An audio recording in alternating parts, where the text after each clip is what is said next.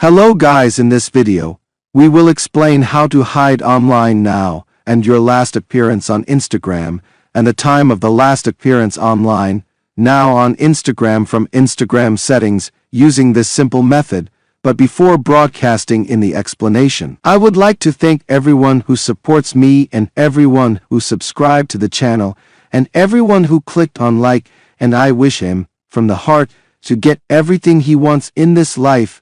Now let's go to the explanation. The first step we do is go to our Instagram and then click on the profile icon.